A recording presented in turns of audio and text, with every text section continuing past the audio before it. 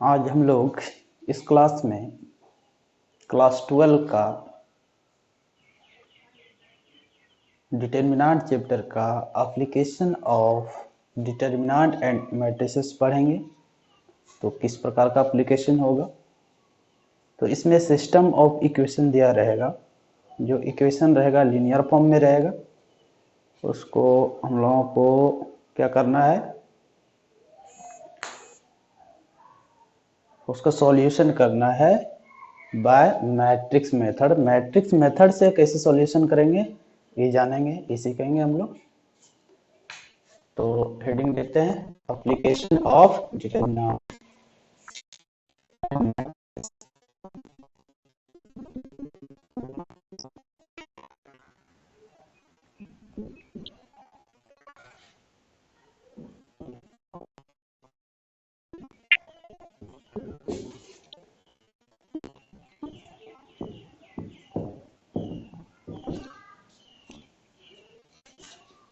Application of determinant and matrices. तो यहाँ पर तीन इक्वेशन ऑफ इक्वेशन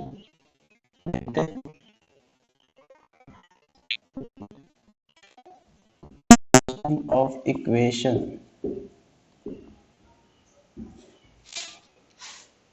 देखिए, अगर एक इक्वेशन सेपरेट है तो उसको सिस्टम नहीं कहेंगे। बहुत सब अगर इक्वेशन है और कुछ रूल्स के अंतर्गत है तो उसको हम लोग क्या कहेंगे, सिस्टम कहेंगे, जो कि पहले से पूर्व परिचित होंगे आप लोग। तो system of equation a1x plus b1y plus c1z equal to d1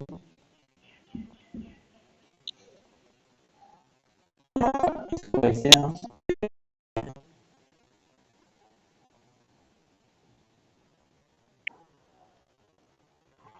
a2x plus b2y plus c2 to d2 a3x plus b3y plus c3 d3। दो इक्वेशन भी दिया रहेगा, तीन इक्वेशन भी रहेगा, चार इक्वेशन रहेगा। तो यहाँ पर हम स्पष्ट कर देते हैं कि जितना इक्वेशन रहेगा उतना वेरिएबल रहेगा, तभी तो सॉल्यूशन एग्जिस्ट करेगा, अन्यथा सॉल्यूशन एग्जिस्ट नहीं करेगा। क्योंकि हम लोग ये थ्योरी ऑफ इक्वेशन के अंतर्गत जानते हैं। तो यहाँ हम तीन इक्वेशन को कंसीडर करके चलते हैं और जिसमें वेरिएबल एक्स वाई जेड है। इसको कैसे सॉल्व करेंगे, किस मेथड से, डिटरमिनेंट मेथड से। तो इसके बारे में देखते हैं। तो जो ऊपर का जो इक्वेशन है इसको हम लोग रिटर्न कर सकते हैं। इसे given equation system of equation can be written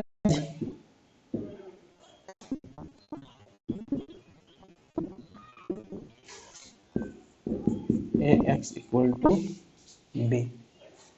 ऊपर जो दिया गया सिस्टम ऑफ इक्वेशन उसको हम लोग कैसे लिख सकते हैं, ax equal to b, जहाँ a क्या है, कोफिशिएंट मैट्रिक्स है, x क्या है, वेरिएबल मैट्रिक्स है, b क्या है, कांस्टेंट मैट्रिक्स है। लिख देते हैं ये क्या है, कोफिशिएंट मैट्रिक्स है।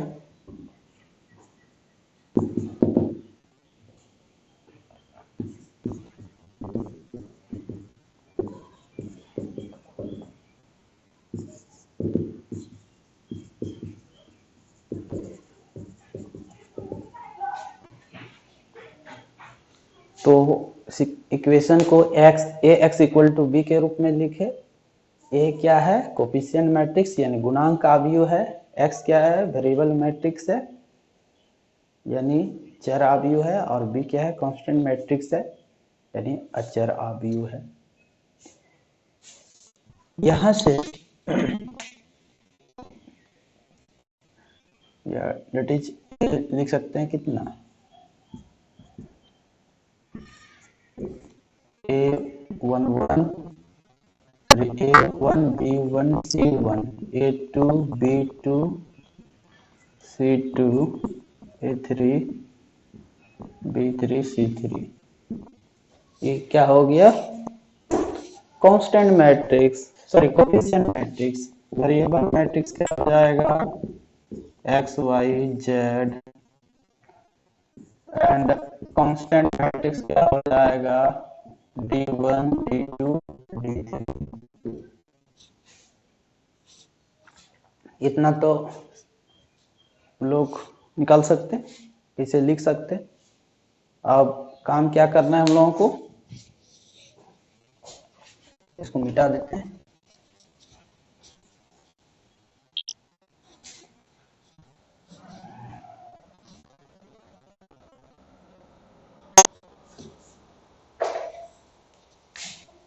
थोड़ा सा हम रिवीजन करा देते हैं कि अगर ए स्क्वायर मैट्रिक्स है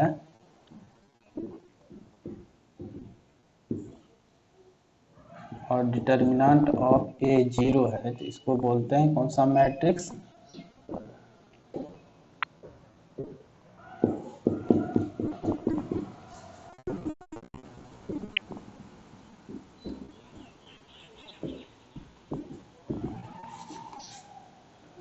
अगर एक स्क्वायर मैट्रिक्स ए है और उसका डिटर्मिनेंट 0 के बराबर है तो उसको हम लोग क्या बोलते हैं, सिंगुलर मैट्रिक्स। और उसका डिटर्मिनेंट अगर 0 के बराबर नहीं है तो उसको क्या बोलते हैं हम लोग, नॉन सिंगुलर मैट्रिक्स बोलते हैं।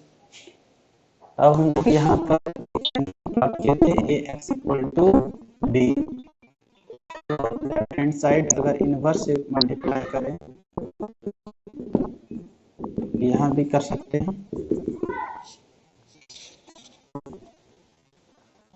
तो ए इनवर्स इंटू एक एसोसिएटिव लॉ यूज किए, A inverse B A inverse into A कितने के बराबर हो जाता है, आई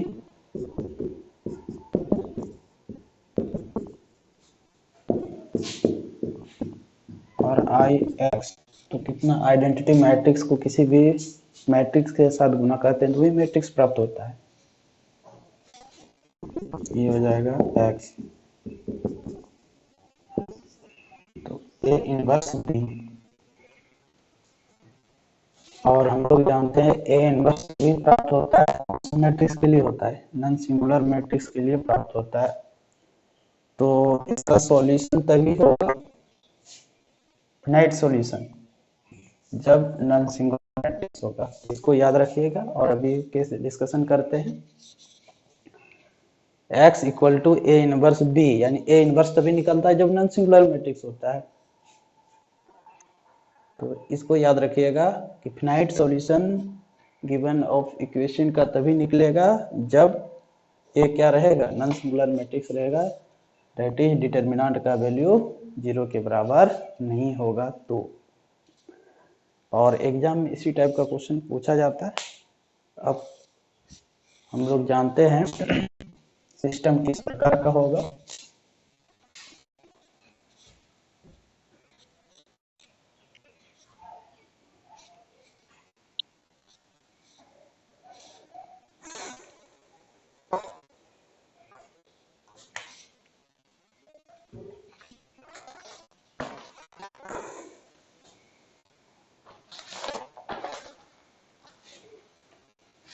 अब इसमें सिस्टम ऑफ इक्वेशन में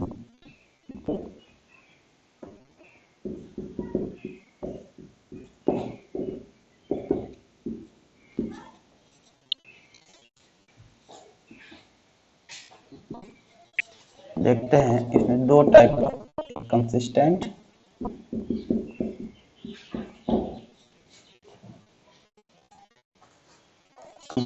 सिस्टम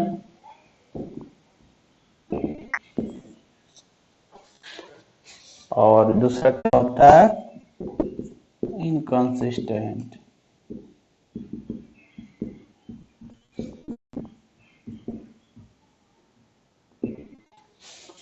तो कंसिस्टेंट सिस्टम क्या होता है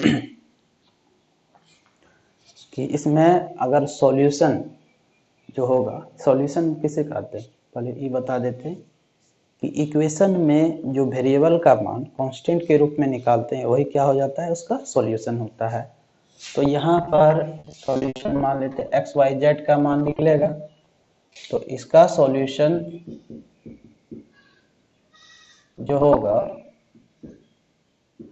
या तो 1 हो सकता है या मोर, एक से अधिक हो सकता है, तभी क्या कहलाएगा, कंसिस्टेंट सिस्टम कहलाएगा, संगत निकाय कहलाएगा। कब, जब समीकरण निकाय का हल प्राप्त होगा, चाहे वो एक हल प्राप्त हो या अनेक हल प्राप्त हो या एक से अधिक हल प्राप्त हो, हल प्राप्त होना चाहिए, तब हम लोग क्या कहते हैं,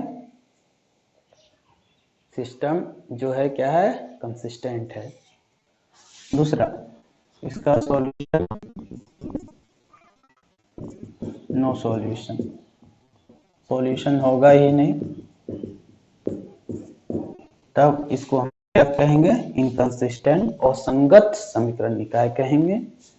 तो जिसमें एक भी हल प्राप्त नहीं किया जा सकता है उसको हम लोग असंगत समीकरण निकाय कहेंगे, जिसमें एक हल प्राप्त किया जा सकता है या एक से अधिक भी हल प्राप्त किया जा सकता है उसको हम लोग क्या बोलेंगे, संगत समीकरण निकाय बोलेंगे।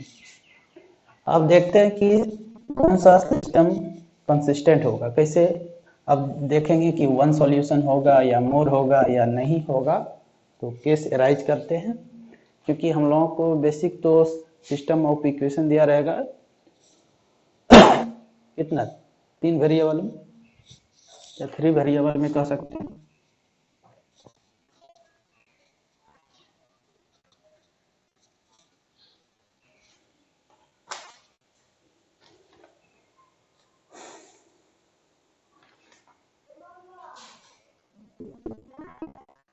केस 1,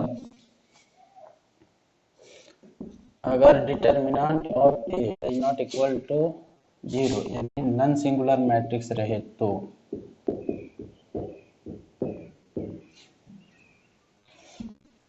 ए एक्स बराबर कितना था, बी, इसको भी पहले भी वेरीफाई किए थे। तो ए इनवर्स ए एक्स बराबर बी और ए इनवर्स ए एक्स बराबर बी, एसोसिएटिव लॉ यूज किए।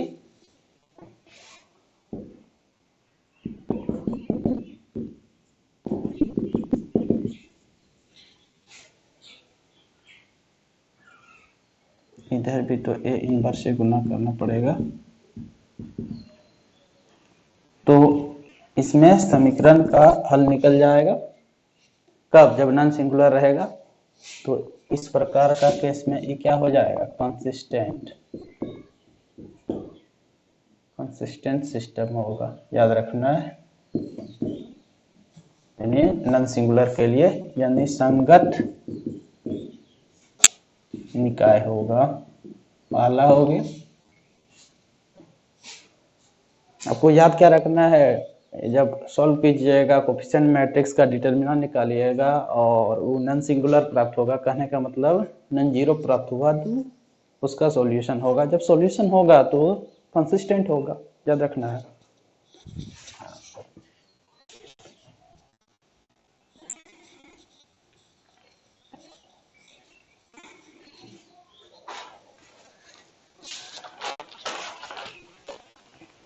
अब चलते हैं केस 2, क्या होगा केस 2 में कि अगर डिटर्मिनेंट ऑफ ए का वैल्यू 0 रहे, इसी को हम लोग क्या बोलते हैं, सिंगुलर मैट्रिक्स बोलते हैं।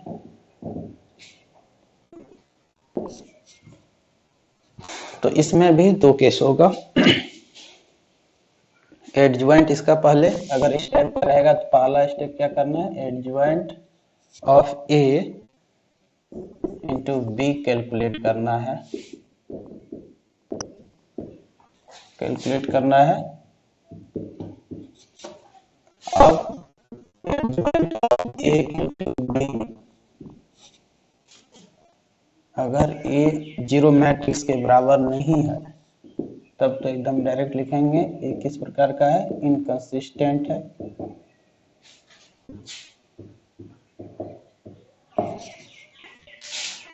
और इसमें भी एडजॉइंट ऑफ ए अगर ई जीरो मैट्रिक्स के बराबर होगा तो इधर इनकंसिस्टेंट होगा या कंसिस्टेंट होगा।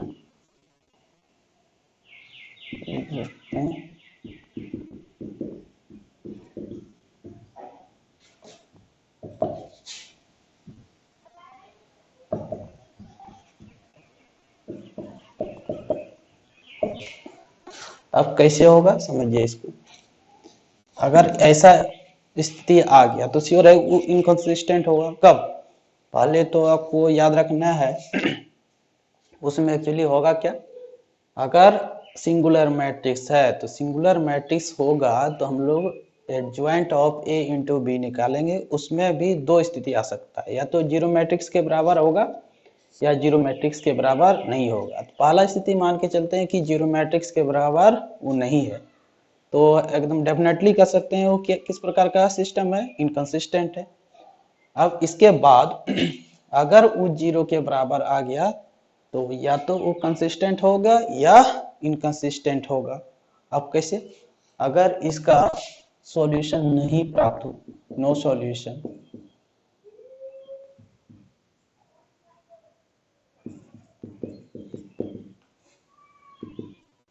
और इसमें अगर इनफाइनाइट रूप से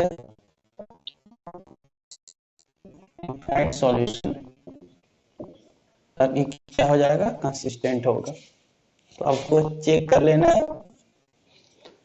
तो फिर से हम पुनः बता देते हैं कि कोफिशिएंट मैट्रिक्स निकालना है। अगर उसका डिटर्मिनेंट जीरो के बराबर नहीं निकला तो श्योर कह देंगे वो क्या है, कंसिस्टेंट है। अगर जीरो के बराबर निकला तब ए का एडजॉइंट भी निकालना है, बी के साथ मल्टीप्लाई करना है, मैट्रिक्स मल्टीप्लिकेशन करना है। अगर वो जीरो मैट्रिक्स के बराबर आया तो उसमें दो स्थिति होगा, या तो कंसिस्टेंट होगा या इनकंसिस्टेंट होगा। कंसिस्टेंट कब होगा? जब इनफाइनाइट रूप से उसका बहुत सब सॉल्यूशन होगा, और इसमें इनकंसिस्टेंट कब होगा? जब उसका एक भी सॉल्यूशन नहीं होगा। तो इतना याद रखना, इतना थ्योरी। अब कुछ एग्जांपल देखते हैं कि सॉल्यूशन, उसका सॉल्यूशन कैसे ज्ञात करेंगे और एग्जाम में कैसे सॉल्व करना है, देखते हैं।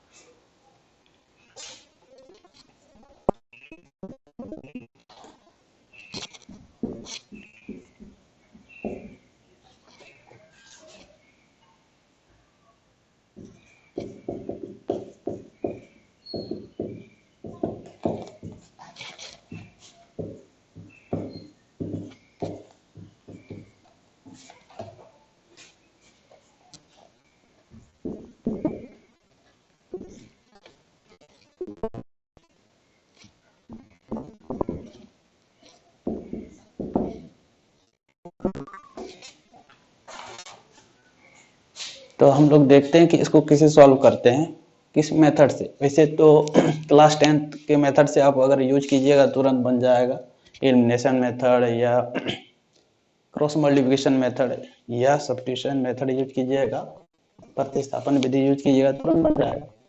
लेकिन हम लोग कौन सा मेथड यूज करना है, यहाँ पर मैट्रिक्स मेथड यूज करना है।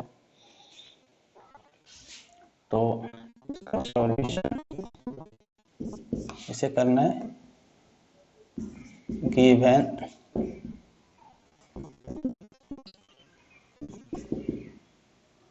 system of equation can be written as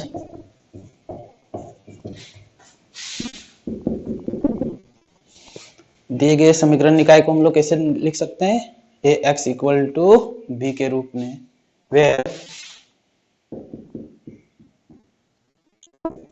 equal to coefficient matrix है 2 5 3 2, एक्स कितना हो जाएगा, X Y and B constant matrix है, और 7 नाउ डिटर्मिनेंट ऑफ ए निकाल लेते हैं। तो ऐसे होता है ना, यानी 2 5 3 2 4 माइनस 15 बराबर माइनस कितना हो जाएगा 11 is not equal to 0, that is A is non singular matrix, therefore A inverse exists and system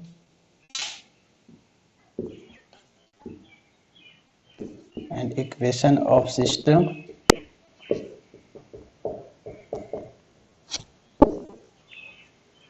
are consistent।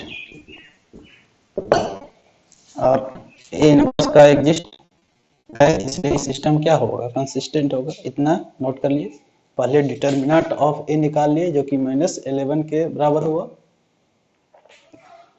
इसलिए ए इनवर्स एग्जिस्ट करेगा, क्योंकि ए किस प्रकार का मैट्रिक्स है, नॉन सिंगुलर मैट्रिक्स है। अब देखते हैं हम लोग एडजॉइंट निकालते हैं। इनवर्स निकालने के लिए formula A inverse equal to 1 by determinant of A into adjoint of A. तो एडजॉइंट निकालने के लिए हम लोग को क्या करना पड़ेगा, कोफैक्टर निकालना पड़ेगा। तो पहले कोफैक्टर निकाल लेते हैं।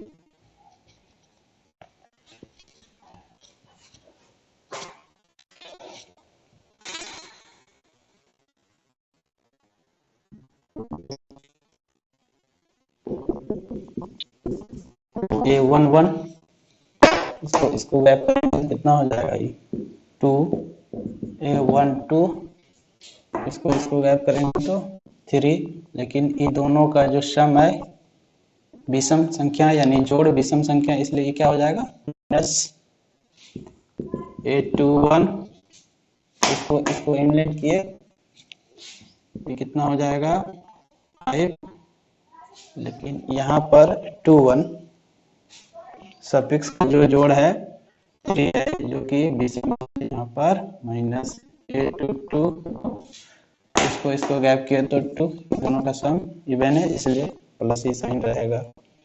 देयरफॉर एडजॉइंट क्या हो जाता है, कोफिशिएंट मैट्रिक्स का ट्रांसपोज होता है। तो कोफिशिएंट मैट्रिक्स से यहाँ पर कितना हो जाएगा, ये 2 -3 -5 2, ऐसे एडजॉइंट निकाल ली। देयरफॉर ए इनवर्स बराबर क्या हो जाएगा 1 by determinant of A into adjoint of A. तो यहाँ पर देखते हैं ए इनवर्स बराबर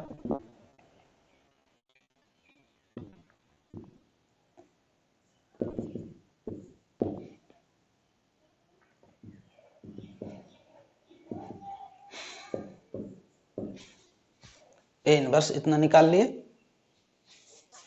अब हम लोग जानते हैं, इतना नोट कर लीजिए आप लोग।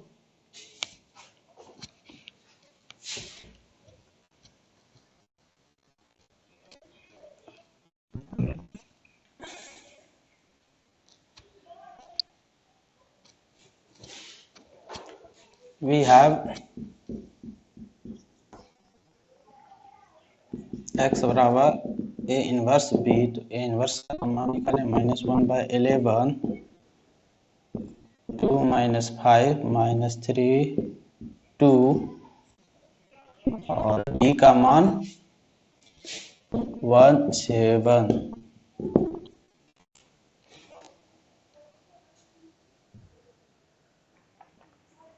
तो -1 बाय 11 इसको मल्टीप्लाई कीजिए, फर्स्ट रो फर्स्ट कॉलम, तो 2 × 1 2 माइनस कितना हो जाएगा ये 35 दूसरा कॉलम तो है नहीं जो गुना करेंगे, -3, फिर कितने के बराबर हो जाएगा 14,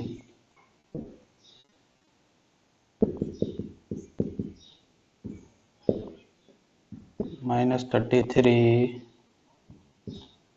+ 11, इसको जब इन कराइएगा तो +3 -1 यही किसका मान था, एक्स वाई का। therefore x का मान यहाँ से कंपेयर कीजिएगा 3, y का मान -1। आप चेक कर सकते हैं यहाँ पे डाल के, तो 3 × 2 यानी 6 और 5 × -1 -5 1 इसको सेटिस्फाई कर रहा है।